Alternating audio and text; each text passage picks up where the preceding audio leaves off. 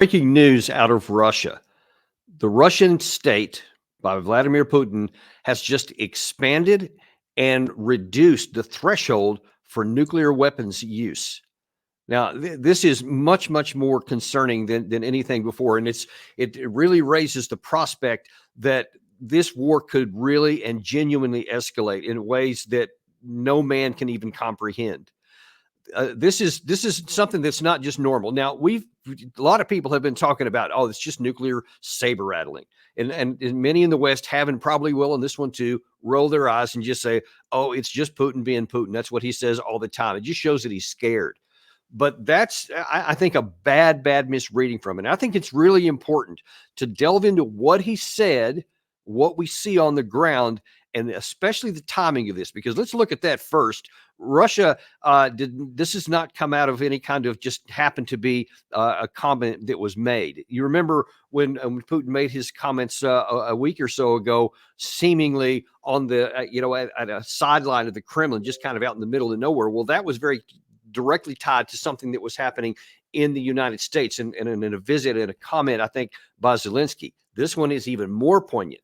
It's certainly not a mistake that Putin chose not to go to the UN General Assembly. He sent, I believe it was Lavrov, to give the Russian comment there because he wanted to stay here. Because according to the schedule that's been announced, Volodymyr Zelensky and Joe Biden are going to meet in the White House tomorrow, allegedly to talk about these long-range missiles and will the United States give permission to use both U.S., UK, and possibly French long-range missiles.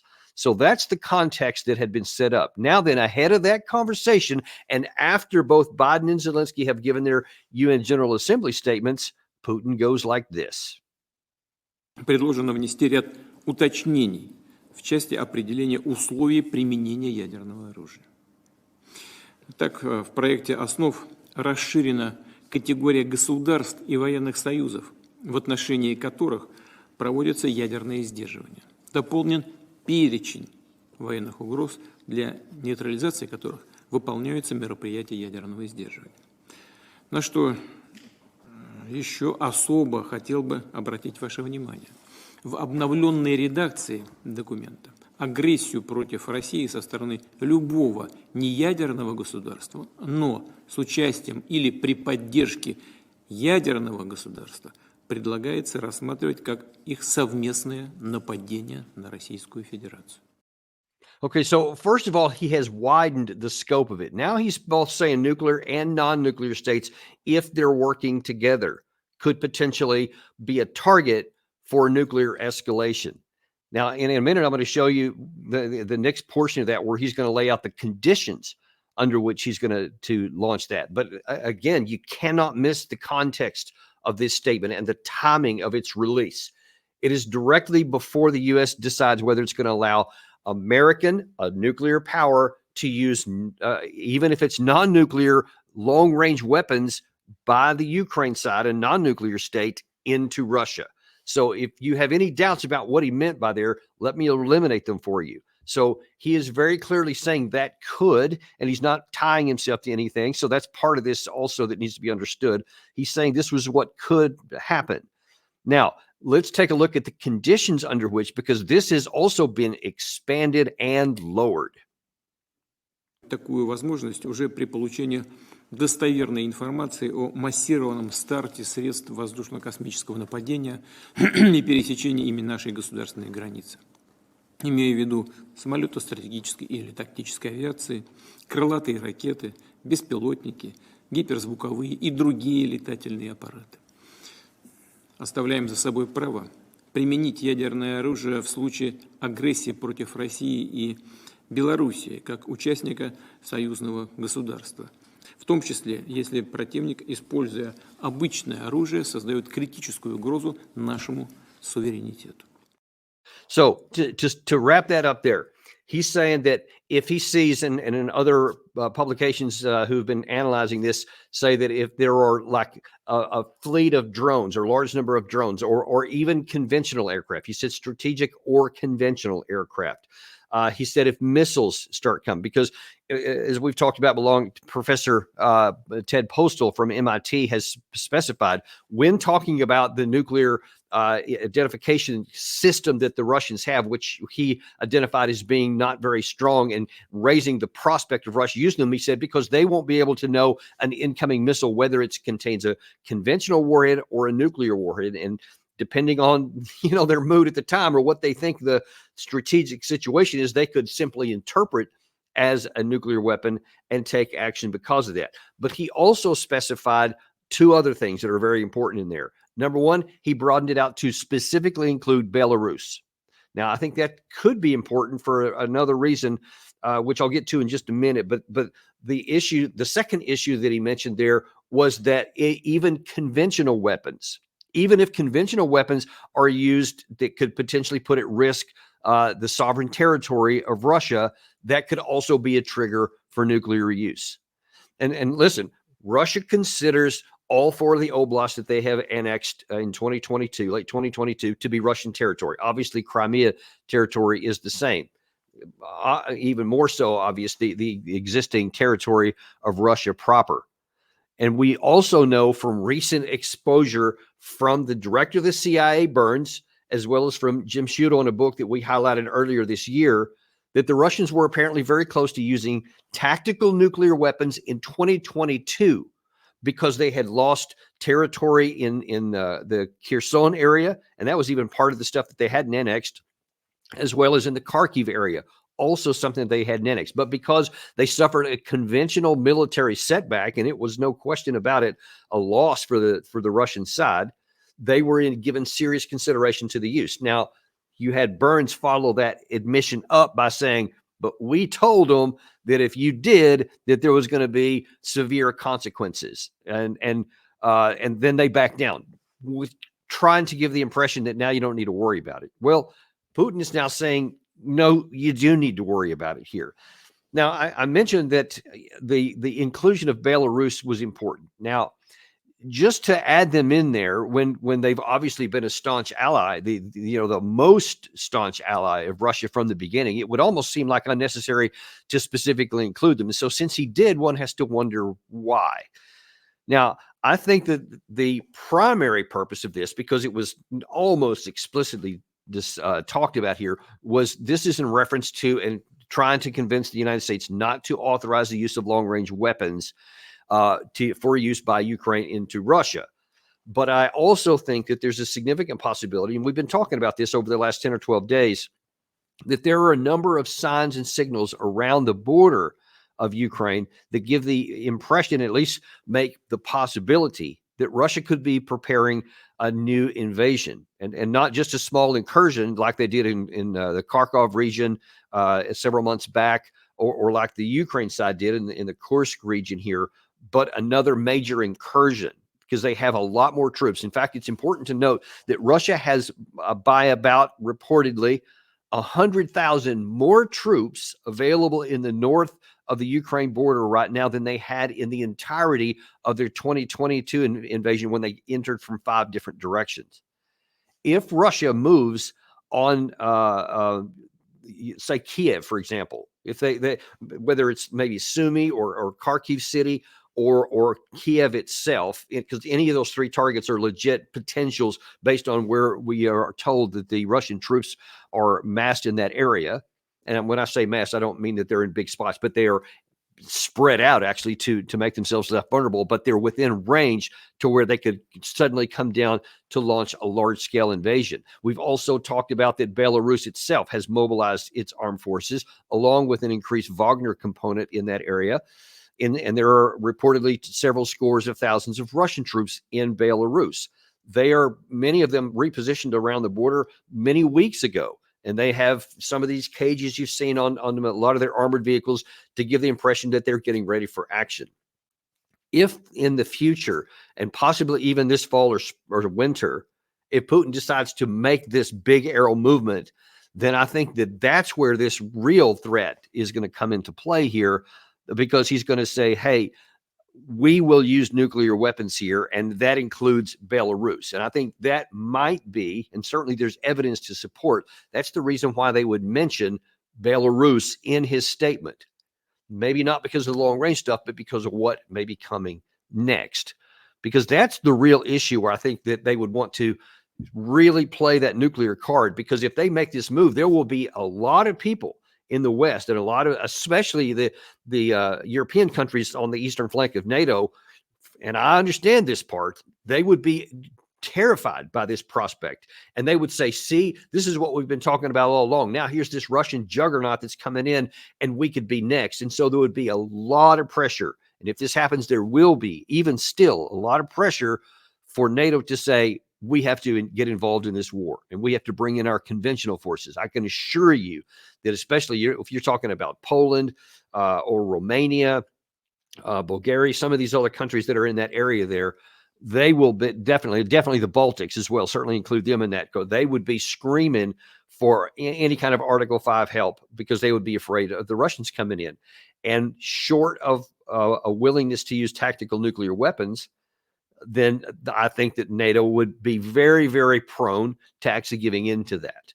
So that's one of the reasons why this alarms me, because this, in my view, gives more justification to the possibility that Russia is preparing a big aerial movement, and that they will say, NATO, stay on this side or we'll use nuclear weapons. And I don't think that that's an empty threat, because truly, if Russia got into a conventional fight with NATO and they mobilized their armies, and certainly they're not on a wartime footing yet, but as Russia itself has demonstrated, you can get there over time. Russia would have a very, very difficult time if it fought 32-member NATO alliance, especially if it stayed conventional. But if they escalate to the nuclear threshold, then of course you have the prospect that that NATO would make good on the claims of many that they would respond in tactical weapons, and then we're all dead. I mean, that's a little bit hyperbole, but maybe not, actually. That's been the big existential for mankind threat and worry from the beginning of the nuclear era. After we're no longer the sole nuclear weapon state. It was the mutually assured destruction. That's what permeated and animated all throughout the Cold War, and especially the 1962 Cuban Missile Crisis. This one could be worse if we get into such a crisis here. And if one nation does use nuclear weapons, and it would probably be the Russian side that did it first on a tactical nuclear weapons case, there would be the real risk of a reaction, and then you get a chain reaction that nobody can stop.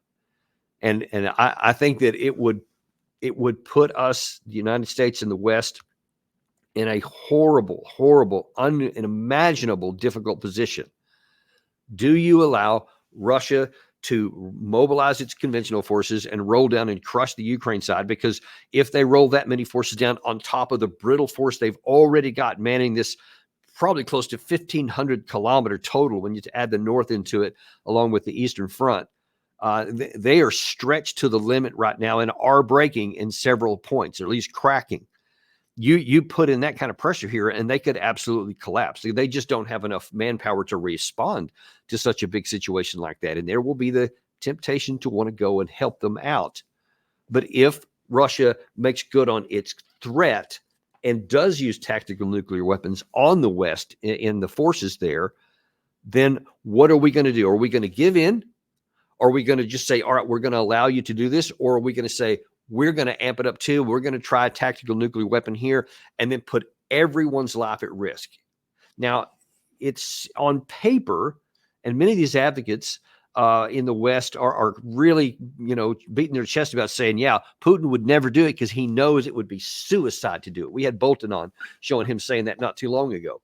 Well, that's a real great thing to say on paper and in a theoretical position. But let me put you in the position of the president of the United States, or indeed the president of any Western nation.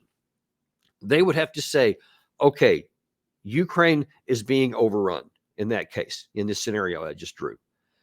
If we don't do anything, they're going to stop Ukraine. I mean, they're going to stomp all over Ukraine. It's going to be lost. But then what? Then we still have our eastern flank. None of our nations have been attacked. None of our people have been killed. None of our armies have been put into action there. If you fire a nuclear weapon, and if you retaliate with a nuclear weapon, then Russia has shown that it is willing to cross the threshold, and should be then no doubt that they will now send nuclear missiles back into Western cities or Western military outfits. So that means that Biden would have to say, at the moment, No American cities or military installations or anything else has been hit with a nuclear weapon. But if I cross this threshold, then I'm going to be sacrificing Americans. And let me just tell you for sure, I'd put all my money on this one. The vast majority of all of the citizens of the United States or any other Western country would say, oh, hell no. No, we're not getting involved with that. Feel bad for Ukraine, but we're not going to sacrifice our lives for something that you can't win anyway. You can't win a nuclear war. That should be painfully obvious to everybody by now. You can't win one. Once the thing starts, any kind of retaliation will just start a chain reaction that will result in everyone's death. So why would you want to get into a situation to where you're going to die and millions of your countrymen will die if you give the order to retaliate? So maybe he would. That's the real danger of it, because when you get that kind of pressure on people, man, very often they make bad decisions. So I can't predict with any degree of certainty at all how that would go. What I can tell you with extraordinary confidence and certainty is that the pressure to make a bad choice would be huge, and that the consequence of getting into a nuclear engagement is literally off the charts.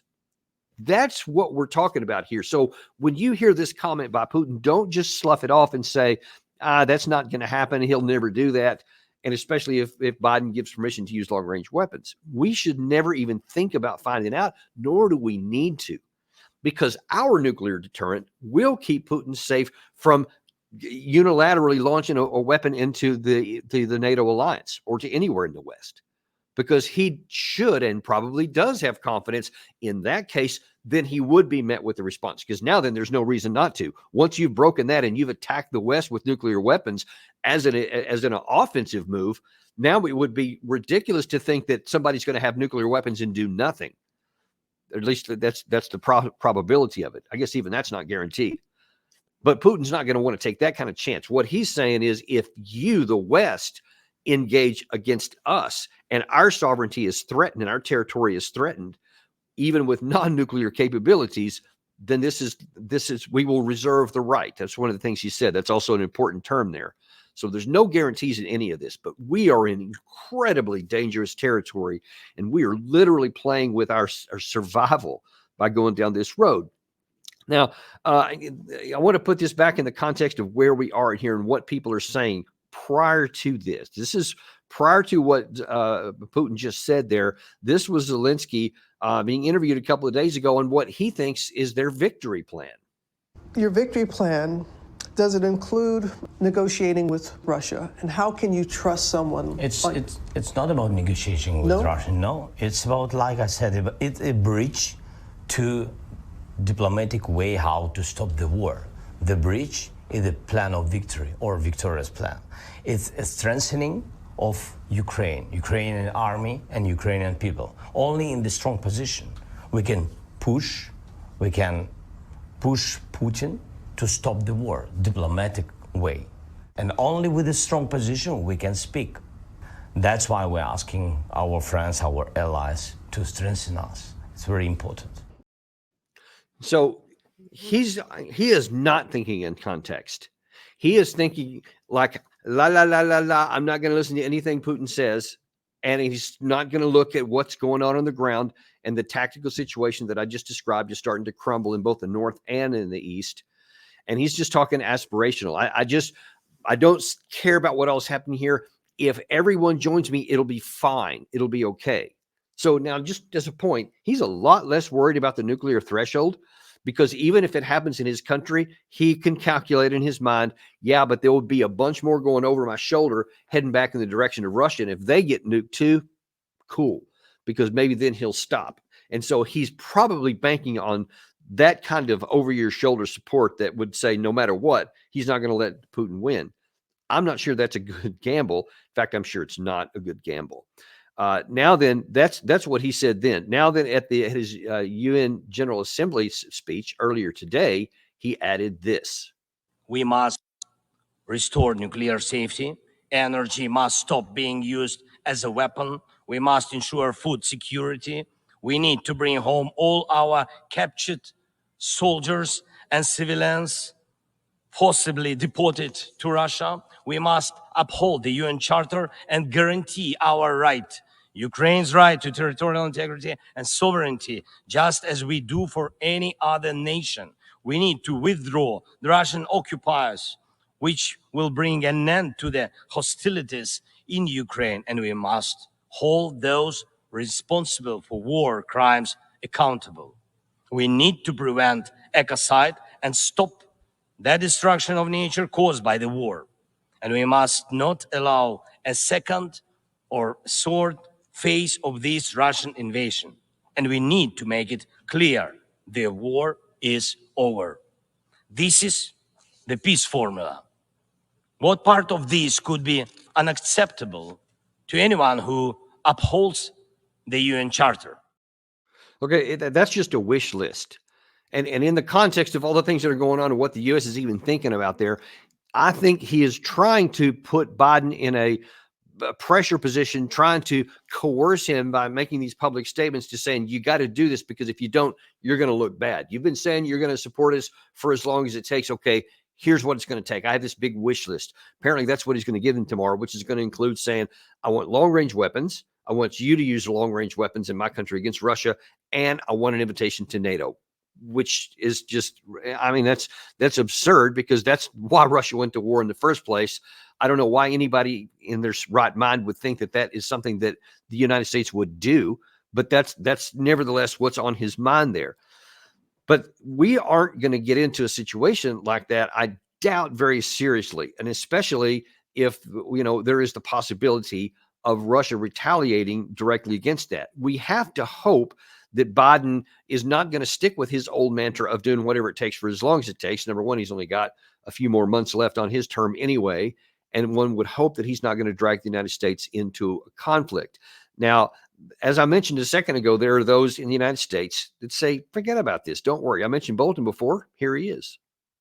If you're worried about what Putin said and we react accordingly, you're going to give him what he wants at absolutely no cost to him. My response to Putin's remark, as to earlier threats involving nuclear weapons, is to say to him privately and publicly, if Russia uses a nuclear weapon in Ukraine, Vladimir Putin has signed his personal death warrant. Yeah, it sounds really good. Again, that's on paper. Like if you're playing that game, one of those board games on strategy or something like that, and you think you got your opponent in a vice, and you just kind of play one of those cards and go, yeah, you do that, it's your death warrant. That works in movies too, I suppose, especially when you get to write the script for both sides. But in real life, I'm not sure that it's going to work out that way. And listen, whatever you want to say about Vladimir Putin, he's not stupid. And he does not use words carelessly. He thinks very carefully about exactly what he says and when he says it.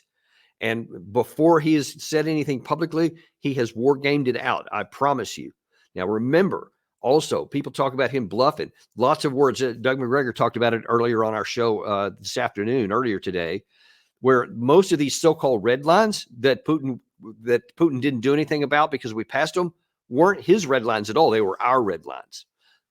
Ukraine getting into NATO was a Putin red line. He'd been saying so since 2008 and said it for the 15 years prior to the start of this war here. And it's instructive to see what he said prior to the launch of this war.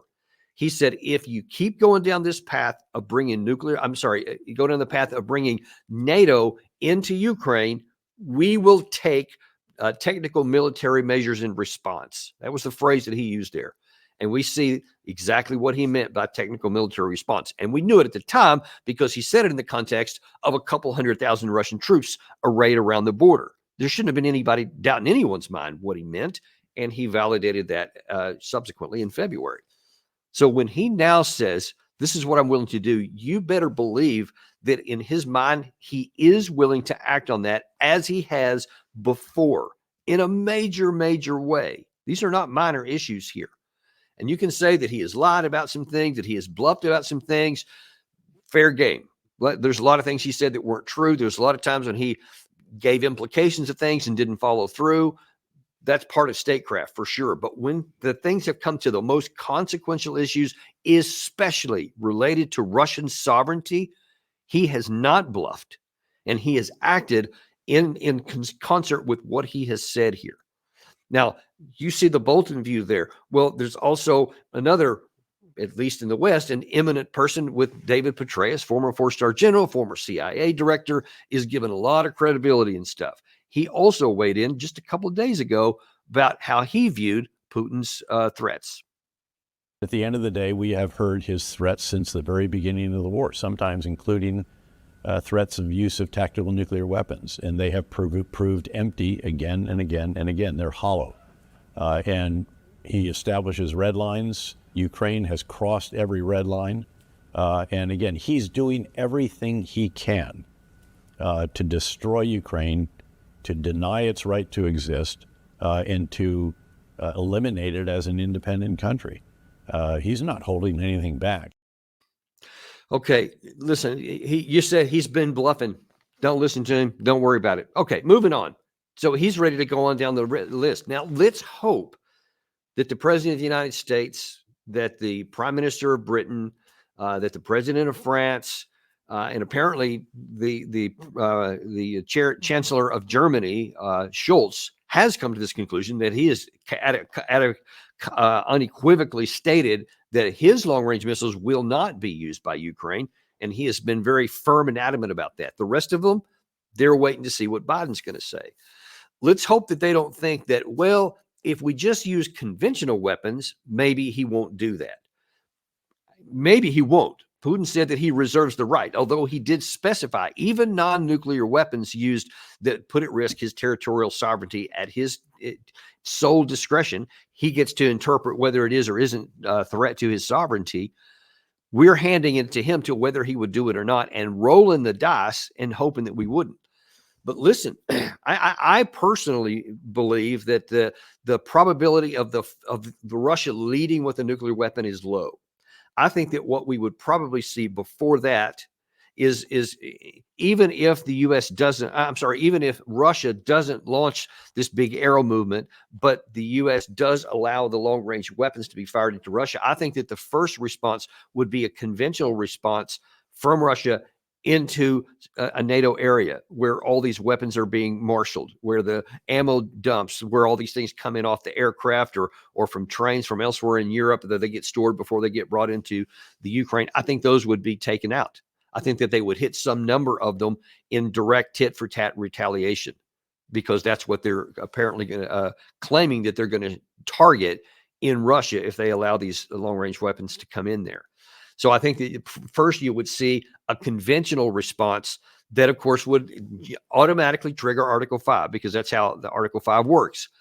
And then I think that the West would be faced with, do you escalate further? Because if that's the case, and this is another reason why I think that Putin specifically mentioned large numbers of strategic aircraft, large numbers of missiles, large numbers of drones. He didn't specify coming from where. He's talked about a nuclear and non-nuclear states working together. I mean, that sounds very much like that is on his mind there. So if he fires a conventional weapon into a NATO state in response to this, and then they start doing anything in return, now then, again, he may say that does threaten my security, even if they're not nuclear weapons, and firing one in return. And then we're right back into this literal Armageddon type mutually assured destruction position here. That's where this is at right here. And listen, even if anybody thought, well, I bet we can just keep it on this side of the nuclear line and just wage a conventional war. Now, why would you want to do that? Number one, why would you want to try and skirt a nuclear weapon falling in your lap? Why would you even want to do that? But second, you can't. Okay. Russia has spent the last probably year and a half, closer to 2 years, completely retooling its industry so that it can manufacture all the weapons, ammunition, tools of war, everything else that it needs, drones, missiles, rockets, literally everything they need to fight a war. They're now doing it, cranking out 24/7, 365. They're getting it all. We haven't even started. We've given a handful of contracts to slightly elevate some of the percentage of some of the weapons that we're using. We're on nowhere near a war footing. If we got into a conventional war, with Russia. It would hand all the advantages to them, or else cause us to have to do like the Russians in the Ukraine side did when this war started in the first place, and then spend years with an S to continue to fight a static kind of relatively low level war of constant destruction back and forth while we got everything ginned up. But then, of course, the Russians would be ginning up even further because they're on a wartime mobilization right now. But they could go much higher, and they could force mobilize millions of their men, which they haven't done so far. And then you could be right back again where you're in Armageddon, where somebody's going to have to decide between either losing conventionally or using a nuclear weapon. And if you get conventionally nuclear armed forces trying to fight a conventional battle, again, you just keep circling back to this. The chance that it doesn't go nuclear at that point is, in my view, non-existent. So all of those negative possibilities, there's not one that's a positive outcome. If you somehow manage to stay on the conventional side of a nuclear war and it doesn't escalate in there, there's no good outcome for the West. If you surrender and say, for the Ukraine side, and say, we can't win this, that's the only possibility. That's not good, but it is the least bad of all of them. And the West, recognizing the significant risk that we're talking about facing here, should absolutely do that. You want to put a good face on it, and you want to say whatever you want to say in public, whatever you have to do, as long as what's happening behind the scenes and with your actions are, we're winding this deal down. You need to make the best deal, Zelensky, you could get. We'll take care of you and your family. We'll give you a place, we'll give you security, whatever. But you're going to wind this deal down because we're not going to risk war. That's what should be happening. That's what should be happening when he meets Biden tomorrow in private, where no cameras are around. That's exactly what Biden should tell him.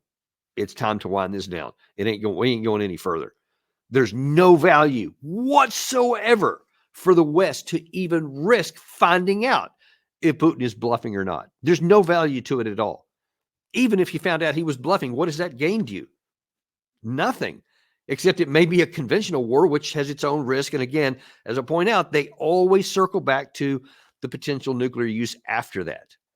So why don't we just do what's the normal, rational, logical, moral, sane thing? Bring this war to a conclusion, and let's move on with the rest of our lives so that we can get the threat of nuclear war off the table.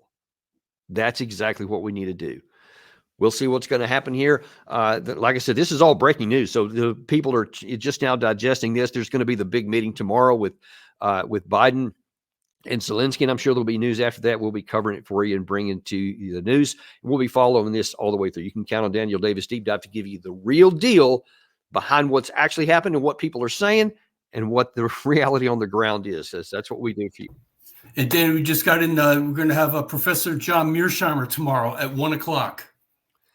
Yeah, and I feel confident that we'll be talking a lot of this to him. You certainly don't want to miss that. Thanks for reminding me about that, Gary. And Colonel Jacques Beau on Friday. Even better. So, yeah, that just shows you we're definitely going to be talking to some of the best experts in international relations and in NATO military capabilities through the rest of the week. Count on Daniel Davis Deep Dive to do that. Also, final reminder here, we are on podcast now. I know a lot of you don't always have time to watch videos, but you do have time to listen in your car or wherever you may go. So wherever you get your podcast, Apple Podcasts, Spotify, Podcast Addict, etc., type in Daniel Davis Deep Dive and you will find us there. And so you won't miss an episode. Thank you very much. Be sure again to like and subscribe if you haven't already, and we'll see you tomorrow on Daniel Davis Deep Dive.